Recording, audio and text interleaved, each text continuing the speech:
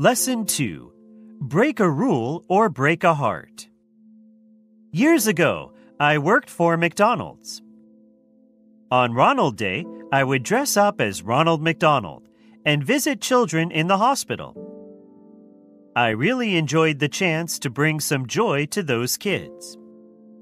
I loved my job, but it was sometimes tiring because of the strict rules. First, it was important that I never go anywhere alone in case my costume might frighten a child.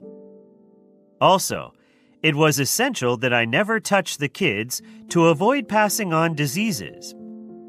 I didn't like this rule because I often wanted to give them hugs. However, violating it meant that I could lose my job. One day, when I was about to leave the hospital, I heard a little boy calling, "Ronald!" He looked only about 6, but he was attached to a lot of medical equipment. His parents told me that his name was Billy and that he had cancer. I wanted to comfort him, so I sat down and showed him some magic tricks. Later, when I got up to say goodbye, he asked me for a hug.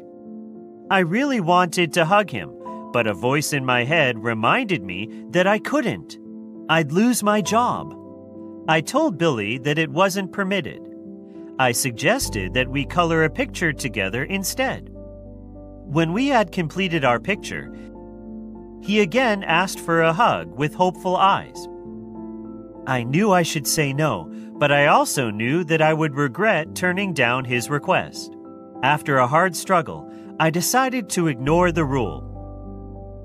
I picked Billy up and held him in my arms. For the next hour, I listened to him talk about all his concerns.